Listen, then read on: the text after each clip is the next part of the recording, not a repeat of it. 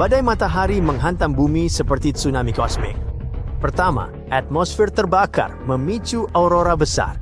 Radiasi berenergi tinggi menghantam permukaan, merusak jaringan listrik, mematikan lampu di seluruh benua, dan melumpuhkan satelit. Pesawat kehilangan navigasi. Radio menjadi senyap. Sistem GPS mengalami kerusakan. Tingkat radiasi meningkat secara berbahaya.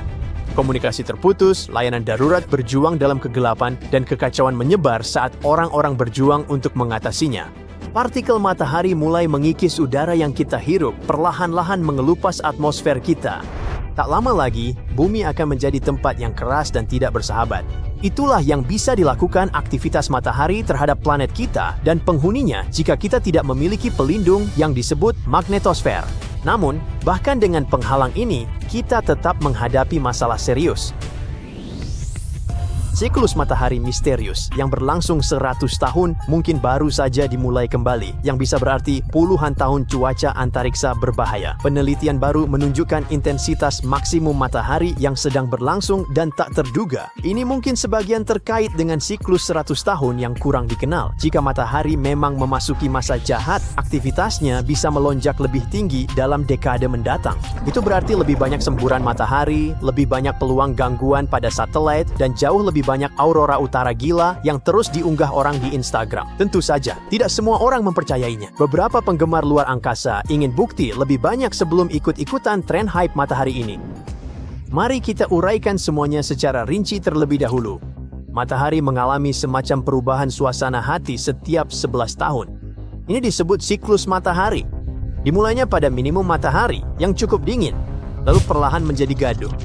Kita berbicara tentang bintik matahari, semburan matahari, dan drama berapi lainnya. Begitu mencapai maksimum matahari, situasi mulai tenang lagi. Matahari memiliki bintik matahari, bercak-bercak gelap pada permukaannya seperti bintik-bintik yang kita manusia miliki ketika medan magnetnya mulai berubah. Secara harfiah, medan magnet matahari berubah total selama puncak drama matahari. Para ilmuwan melacak berapa banyak bintik ini yang muncul untuk mengukur seberapa pedasnya matahari. Tapi tunggu, kejutan dalam cerita. Ada juga siklus lainnya, seperti siklus Hale, yang terjadi sekitar setiap 22 tahun. Siklus ini mengendalikan bagaimana medan magnet bergerak melintasi matahari. Selain itu, jauh di masa lalu, ada saat-saat ketika matahari benar-benar masuk mode jangan ganggu. Selama masa minimum Maunder, bintang kita pada dasarnya berada dalam mode tidur selama 70 tahun. Dengan kata lain, matahari mungkin akan memasuki fase ekstra baru dan situasinya bisa menjadi dramatis. Di sisi terang itu berarti akan ada lebih banyak aurora. Di saat yang sama, hal itu juga bisa menyebabkan masalah pada satelit, GPS, dan hal-hal lain yang kita andalkan. Aduh, mari kita berharap saja ini tidak mengganggu YouTube. Fase ekstra ini disebut siklus Centennial Gleisberg. Pada dasarnya, ini adalah momen di mana matahari setiap 100 tahun sekali melakukan sesuatu yang aneh. Para ilmuwan berpikir siklus ini memengaruhi seberapa intens siklus bintik matahari.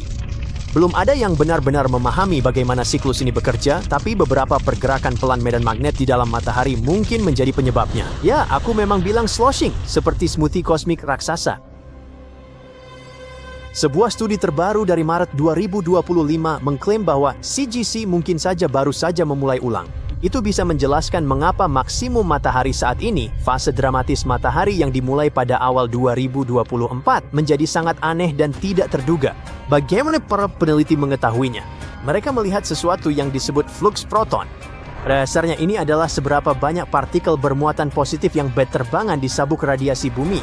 Ada dua sabuk seperti ini, berbentuk seperti donat yang melingkari bumi, penuh dengan partikel dari matahari. Masalahnya, ketika matahari sedang aktif, atmosfer atas kita mengembang yang membuat sabuk radiasi bagian dalam kehilangan sebagian protonnya. Dan ketika matahari sedang tenang, jumlah proton naik lagi. Jadi proton-proton itu telah meningkat selama sekitar 20 tahun, tapi baru mulai turun dalam 1 tahun terakhir, yang pada dasarnya menandakan CGC baru saja mencapai titik minimum. Saatnya matahari kembali meningkatkan aktivitasnya. Data ini berasal dari satelit NOAA yang terbang melalui anomali Atlantik Selatan yang seperti segitiga Bermuda di luar angkasa. Dia adalah zona aneh di atas Amerika Selatan di mana medan magnet bumi lebih lemah dan radiasi luar angkasa lebih dekat ke bumi. Area ini sangat cocok untuk mengamati aktivitas proton tanpa harus mengirim satelit ke zona bahaya yang sebenarnya. Jadi, saat ini kita mungkin sedang mendekati akhir dari fase kekacauan matahari saat ini, alias puncak siklus surya ke-25. Pada bulan Mei 2024 lalu, matahari menghantam kita dengan salah satu badai geomagnetik tergila dalam sekitar 500 tahun terakhir. Dan ya, itu berarti aurora yang sangat terang menerangi langit di seluruh dunia, bahkan di tempat-tempat yang biasanya hanya dipenuhi awan dan suasana.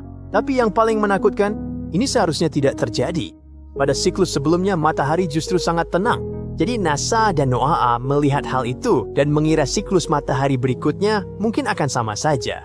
Bukan masalah besar, ternyata mereka salah dan mereka bahkan mengakuinya. Sekarang para ilmuwan berpikir bahwa fase tenang siklus matahari 24 disebabkan oleh siklus Centennial Gleisberg yang sedang berada di titik terendahnya. Itu mungkin membuatnya menjadi siklus bintik matahari paling tenang dalam 100 tahun terakhir. Jadi sekarang ketika SG25 kembali aktif secara harfiah, itu mungkin berarti matahari kembali melakukan apa yang biasanya ia lakukan, menjadi sedikit kacau dan liar. Studi terbaru memperkirakan bahwa titik minimum CGC akhirnya telah berakhir. Itu akan menjelaskan mengapa aktivitas matahari saat ini semakin panas dan mengapa siklus sebelumnya terasa seperti tidur kosmik. Studi tahun 2024 memakai AI untuk menganalisis pola bintik matahari dan menemukan bahwa CGC mungkin mengacaukan perakiraan kita dari yang kita kira. Jika perubahan suasana hati jangka panjang bintang kita benar-benar kembali meningkat, siklus matahari di masa depan bisa sama liar dengan yang kita alami sekarang, atau bahkan lebih liar.